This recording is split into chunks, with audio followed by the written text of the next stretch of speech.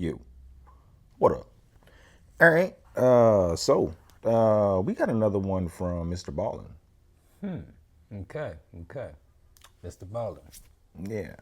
Yeah, man. What we got? This is Family Hunted by Pack of Unidentified Creatures. the Palmyra Wolves. The Palmyra Wolves. Okay.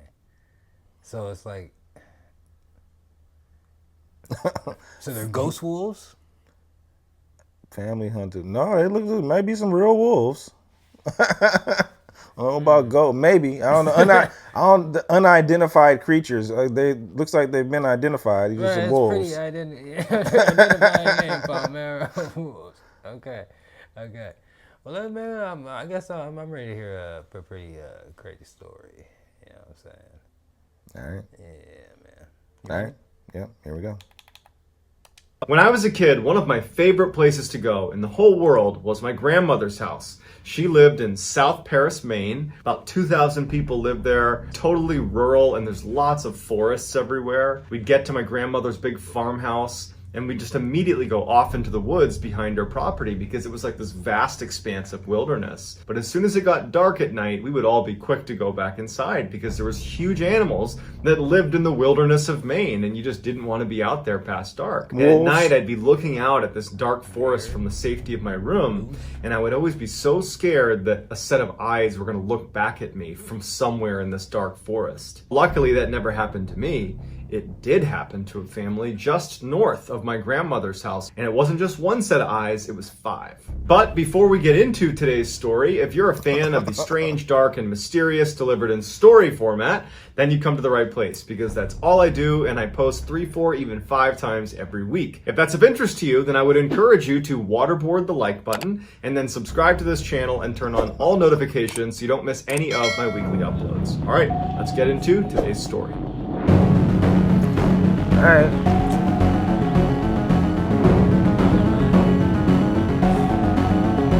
In 2005, Eric Martin was working at a paper mill in Maine, and he had been working at this paper mill for 20 years, and he was reaching up to get something on a shelf when he threw his back out. And in fact, he had slipped a number of discs, and it ultimately meant he was not able to work anymore. He was going to be disabled.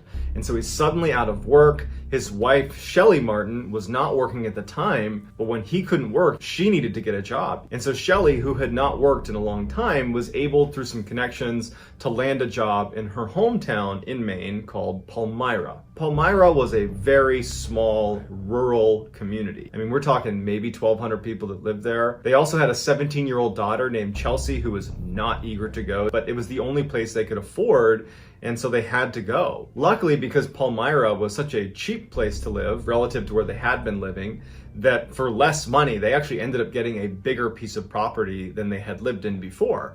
It's this beautiful farmhouse that sat on a whole bunch of acreage, but it was incredibly isolated. You had to go down this bumpy access road to get to their long driveway, and then once you were on the property, you'd look out, and it was just a full 360 degrees of very dense forest that virtually no one was in. There was no nature trails. It was just dark, dense forest everywhere you looked. So even though no one's that happy about it, they end up moving into this farmhouse, and as they're unpacking their truck, Eric picks up one of his many rifles that he owned. Eric came from a long line of hunters. He loved to hunt. It was his favorite thing to do, and he had a whole bunch of guns that he kept. And as he's carrying the rifle into the house, Shelly says, "Oh no, we're not keeping the guns in the house. You have a barn, you're gonna put your guns in there." This had always been a point of contention for them in their marriage. Shelly just didn't feel safe having guns in the house, especially having kids in there. And so ultimately Eric agrees, okay, fine, I won't put my guns in the house.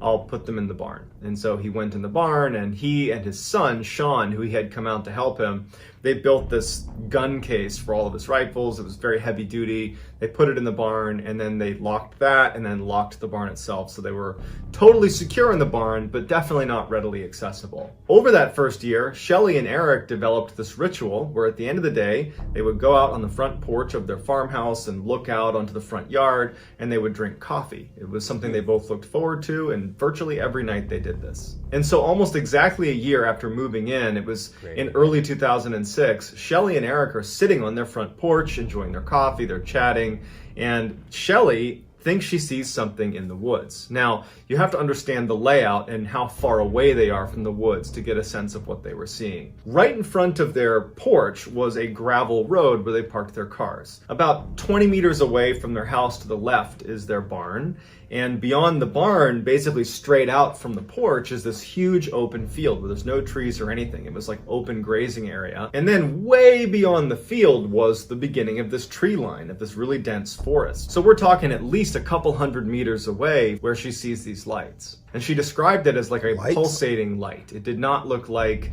a car or some sort of vehicle, not to mention there was no road out straight ahead from their porch. It was just a dense forest where there was absolutely no one that should have been in there. Eric immediately, when he sees the lights, he thinks there's a poacher on his property, someone illegally hunting on his property. And so he gets Sean, his son, who did not live with them but was staying the night that night, he gets him to come outside and say, hey, do you think that's a poacher down there at the edge of our tree line? And Sean's like, I don't know, maybe. Eric decides that he wants to go tell this person to leave his property. And so he asks Sean to come with him. They figured they would just get to the edge of the property and yell out, hey, this is private property, you need to leave. As they're walking across the field and they're getting closer to the tree line, the lights, those pulsating lights, begin to fade and disappear back into the woods. And they get all the way up to the tree line and they can't see any lights at all. Even though at this point, standing on the edge of the forest, Eric and Sean are fairly confident that this poacher has left, they decide, just to be sure, let's walk a little ways into the woods. Even though it's totally dark, we're not going to get lost. We'll walk a little ways into the woods and just continue to yell, this is private property. So no, they go back to the house. Walking, and it's a very dense forest. Lots of low-hanging limbs. It's not somewhere that's easy to walk. There's no walking trails or anything like that. And they walk, 10, 15 meters into the woods, and then they hear what sounds like someone walking parallel to them, maybe 15 meters away from them on their left. And they both stop and they look. They didn't want to take any chance that they were being stalked by a predator.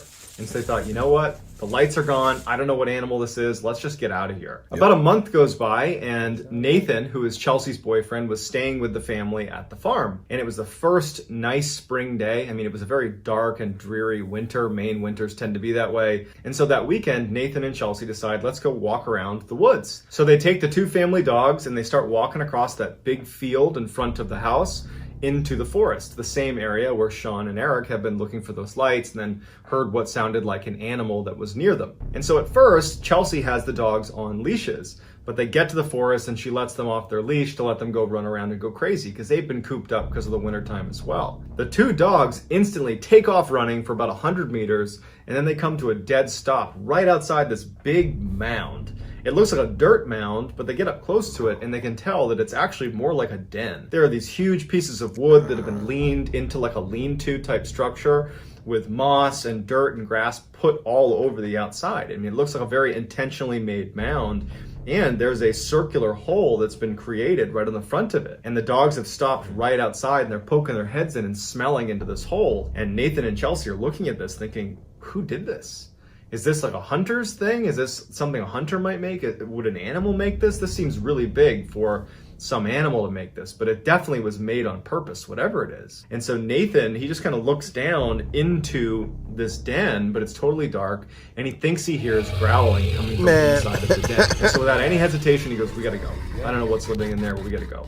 And so they take the dogs, they put them back on leashes, and the two of them get out of the forest as quickly as they can. When Nathan and Chelsea came back to the house, they told Eric and Shelley, and actually Sean was there too, and they said, hey, we found this den of some kind out in the middle of the woods, basically straight out from your front porch. And that's when Eric and Sean said, well, about a month ago, we were out in that same area, and we could have sworn we heard some animal stalking us. A couple of months go by, and Eric and Shelley are sitting on their front porch having their coffee ritual, and there was just this low mist that kind of hung over the entire field. And as they're sitting there, they're commenting on how creepy it was. And what started as just kind of a friendly discussion about the general creepiness took a turn when they realized that they couldn't hear any wildlife.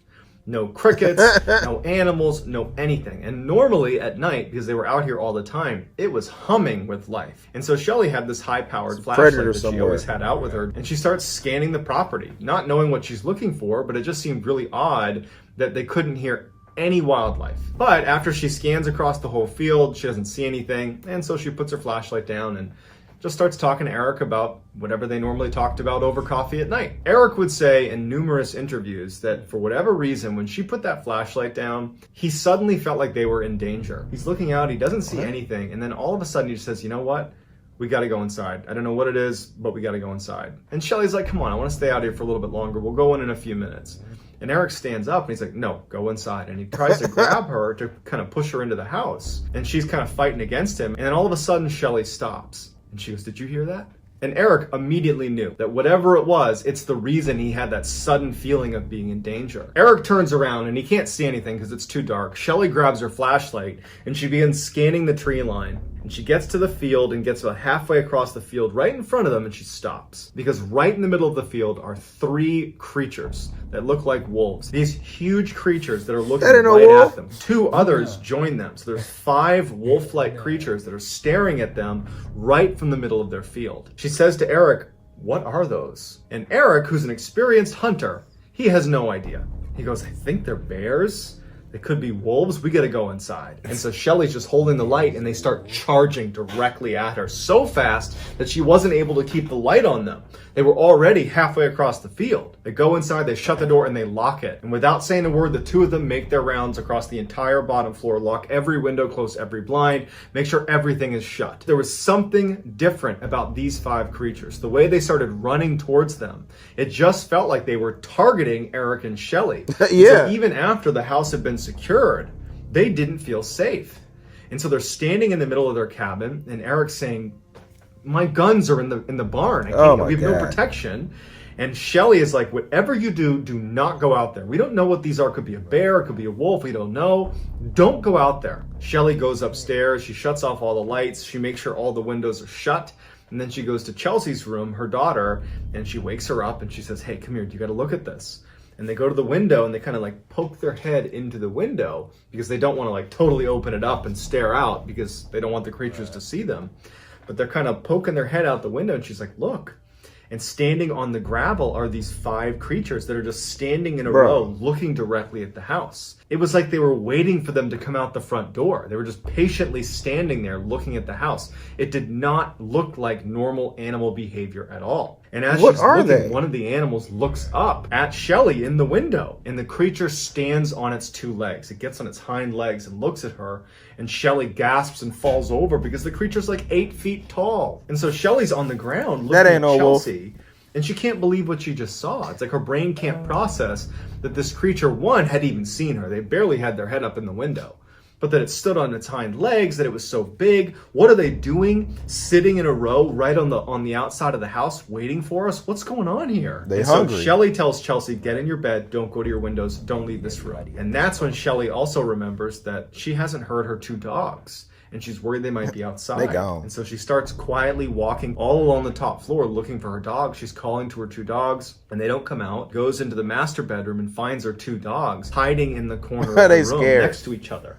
Like they're startled by whatever it is outside. You're on your own. Meanwhile, Eric was pacing downstairs thinking he needed to go to the barn and he needed to get his guns to protect the family. But he knew that between his own disability, he can barely walk very fast, and he'd have to unlock the barn, and then he'd have to pull down the gun case, unlock that. All the while, he's exposed to these animals that are out there. And so the next best thing in his mind is maybe he could run outside, get in his truck, and back the truck up to the front door, and then he could get his wife and his daughter to come out, jump in the car, and they could drive away. So he just goes to the window and he pulls the blinds aside to look outside, and those 5 creatures are now gone. They're not sitting on the gravel path. They're baiting you. House.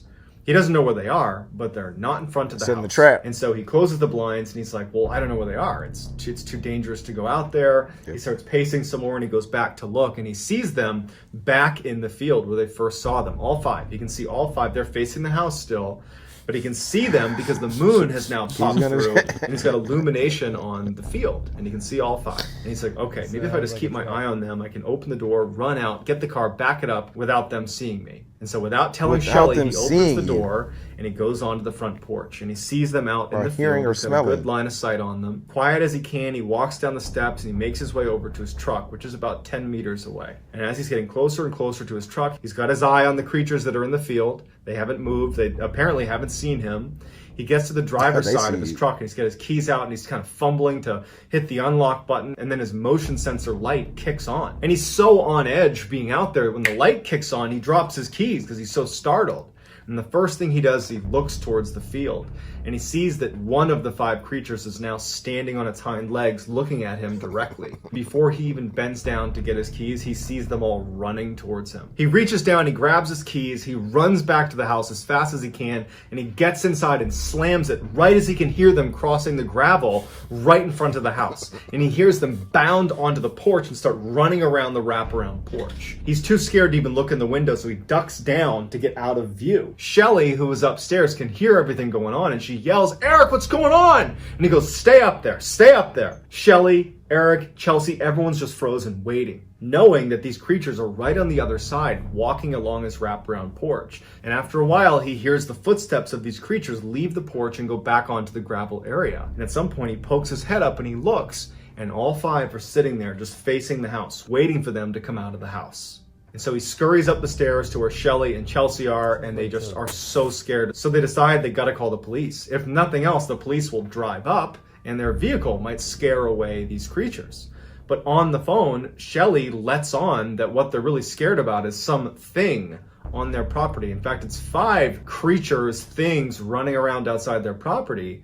And immediately the police officer who's responding to this, he's like, "All right, well, are you sure it's not a moose? Are you sure it's not a bear?" And finally she's like, "No, can you please just come over here?" no And moose. he's like, "Listen, ma'am, just keep your door shut, keep your windows shut, and I'm sure it'll be fine." And ultimately, that's how the call ends. They're on their own. The family felt helpless, and Eric especially Damn. felt really frustrated because he can't protect his family. He doesn't have a weapon. He can't get to his vehicle. They're just trapped. Just stay and in so the they house. decide the only thing we can do is barricade ourselves inside of the Yep. house. And so for the next 30 minutes, they put heavy furniture in front of all the doors and the windows. They blocked everything as best as they could. They got kitchen knives, and they got an axe that they had inside to chop some wood. And so they go upstairs, That's a they weapon. lock themselves in the master bedroom with their weapons and their dogs.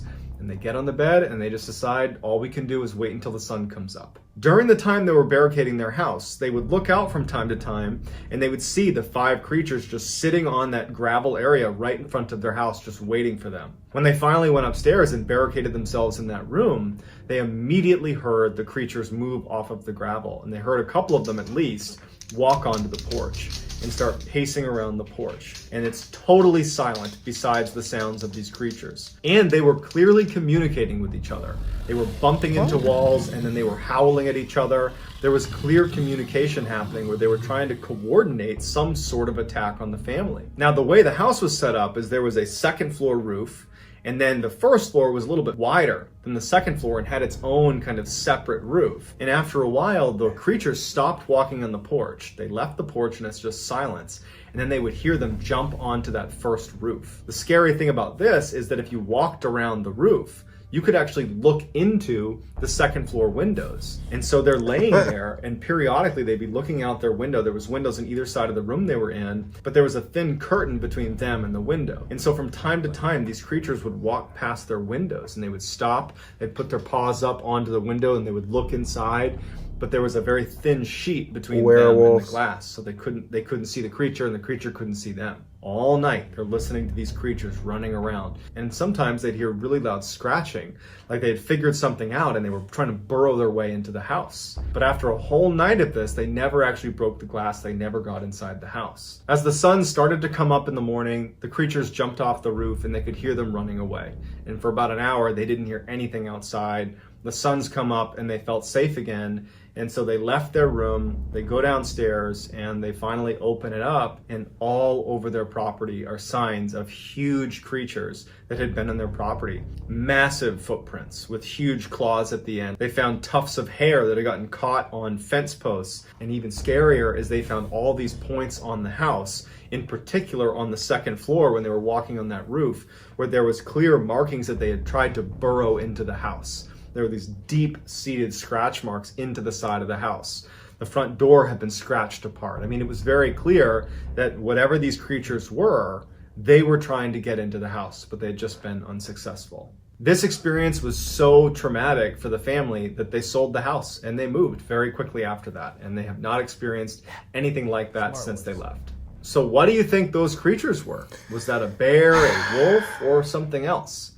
Let me know in the comments what you think, and I will get back to all the early commenters. So get in there and give me your best theory. If you enjoyed... Werewolf. I mean, that's what it sounds like they were describing. Right. Absolutely. 8-foot tall creatures stood up on their hind legs. But I mean, come on. You know, deep forests like that in Maine. You know, creepy places. Animals, wolves, bears, yeah. But they talking about some creatures they can't identify that stood up on the hind leg. They were 8 feet. When they stood up on the hind legs, they were 8 feet tall. Could have been Bigfoots. Bigfoots, a gang of Bigfoots, Yeah. a pack of Bigfoots. Yeah. Do they travel in packs? Who knows? Man, Mythical I don't know creatures, if I man. can. I don't know. I don't know. I don't know. But if you're going out in the woods like that, you know, bring the guns in the house. You know what I mean? It's not a werewolf. It's a insidious type of story, or it's a house. You know, this house is like that. It's creepy. You know what I mean? Like, obviously, there's nobody there, and it's vacant for a reason. You know what I mean? Yeah. Yeah. It's, you know, a lot of creep. That's where most creepy shit happens, in the woods. Right. That's where them stories happen. And if them things, I think if them things wanted to get in, they could have got in. Absolutely. Like the scratches and stuff like that. I mean, they could have broke the windows. If they 8 feet tall, when they standing up, they could have broke down the door, or at least busted the window if they wanted to. Or maybe they were really, like, animalistic. You know what I'm saying? Maybe they didn't understand. They didn't know how. Yeah. They've just been haunting that house. Or haunting those residents. Maybe because they came to their den, you know what I'm saying? They did go to the den. You know what I mean? Like, They did mess with the Our den. den. We'll go. Go to your den. Right. Oh, it could have been some niggas in some suits, some bear suits, trying to mess with them. Leave our property. Right. We've owned this piece of land for 100 years. Yeah. And We gotta hunt, kill, do whatever it takes. Jimmy, we got another family we got to scare. Get your suits on. I think it's with weird ears. it's more likely that than the damn werewolf. It's more likely niggas in suits than a werewolf, I think, or just regular animals. Right. Maybe they just saw some big ass wolves. You know, I don't know.